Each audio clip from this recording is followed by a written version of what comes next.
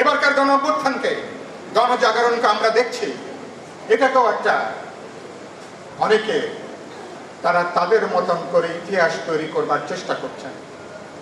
ইতিমধ্যে আমি বলেছি, এটা অনেকটা রাম ছাড়া রামায়ণ লেখার একটা চেষ্টার মতন। মুক্তিযুদ্ধের যে একটা জনযুদ্ধ ছিল, সেই মুক্তিযুদ্ধের পুরো বিষয়টাকে দল, ব্যক্তি, পরিবারের যেখানে একটা কাহিনীতে পর্যবসিত করা হয়েছিল। এবারকার গণ অভ্যুত্থানকে, গণজাগরণকে আমরা দেখছি, এটাকেও একটা অনেকে তারা তাদের মতন করে ইতিহাস তৈরি করবার চেষ্টা করছেন। ইতিমধ্যে আমি বলেছি, এটা অনেকটা রাম ছাড়া রামায়ণ লেখার একটা চেষ্টার মতন।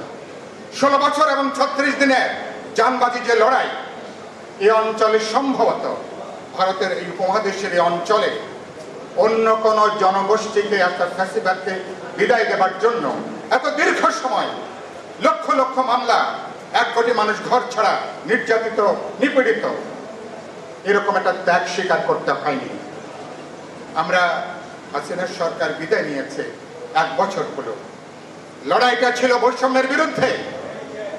1 বছর এখানে যারা এই সারিতে আছেন, আপনারা গণমাধ্যমে সবাই সাক্ষ্য দেবেন, বৈষম্যের বিলোপের ব্যাপারে কোনো উদ্যোগ নাই।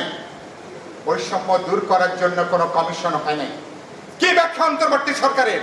তারা কোনো ব্যাখ্যা দাঁড় করাতে পারবেন? লড়াইটা করেছেন বৈষম্যের বিরুদ্ধে। গত 1 বছরে বৈষম্য আরো বৃদ্ধি পেয়েছে। না খাওয়া মানুষের সংখ্যা বৃদ্ধি পেয়েছে। 35 লক্ষ মানুষ নতুন করে দারিদ্র সীমার নিচে নেমে এসছে এবং বিনিয়োগ নাই।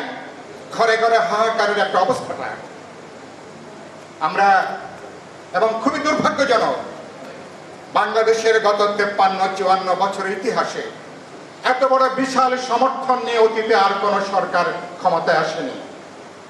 কিন্তু একই সাথে আবার তাকিয়ে দেখেন, এই বিশাল সমর্থনের পরে আমাদের ইতিহাসের সবচেয়ে দুর্বলতম সরকার এখন তারা রাষ্ট্র পরিচালনা করছেন।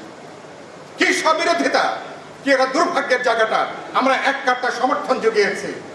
ফখরুল ভাই 5 তারিখে বঙ্গভবনে যখন আনুষ্ঠানিকভাবে মিটিং শুরু হবে, চেয়ার ছেড়ে আমার আর মান্না ভাইয়ের কাছে আসলেন, সাইফুল ভাই, আমরা এখন পরবর্তী সরকার নিয়ে কি বলবো? আমরা বলেছি, অনেকের প্রত্যাশা ছিল একটা জাতীয় সরকারের জন্য। ফখরুল ভাইয়ের সঙ্গে আলোচনা হলো, এটা আমাদের অবস্থান ছিল হাসিনা উত্তর, একটা দল নিরপেক্ষ তত্ত্বাবধায়ক অন্তর্বর্তী তদারকি সরকার হবে। আমরা ধারণা করেছি 2 মাস 3 মাস, বড় জোর 4 মাস, এর মধ্যে সরকার আস্থায় নেবেন, অভ্যুত্থানের আকাঙ্ক্ষাটা ধারণ করবেন এবং বিচার সংস্কারের মধ্য দিয়ে তারা জাতীয় নির্বাচনের ব্যবস্থা করবেন। কিন্তু আমরা তখন কোনো জাতীয় সরকারে আমরা সে পথে হাঁটিনি। আমরা আমাদের আগের অবস্থানে বহাল থেকেছি। 16 বছর এটা একমাত্র আন্দোলন বাংলাদেশে যে আন্দোলন এবার বলেছে শুধুমাত্র একটা ব্যক্তি, একটা সরকারের বিদায় দেওয়া না, গোটা ব্যবস্থার একটা মৌলিক পরিবর্তন। যে ব্যবস্থা আওয়ামী লীগের মতন একটা দলকে ফ্যাসিবাদী করে, একজন ব্যক্তিকে কর্তৃত্ববাদী শাসকে পরিণত করে, সেই ব্যবস্থার পরিবর্তনের জন্য আমরা 31 দফা রাষ্ট্র, সরকার, সংবিধান, গোটা ব্যবস্থার আমরা তার একটা গণতান্ত্রিক রূপান্তর চেয়েছি। এটাই ছিল এবারকার আন্দোলনের সবচেয়ে রাজনৈতিক, সবচেয়ে বড় একটা জায়গা।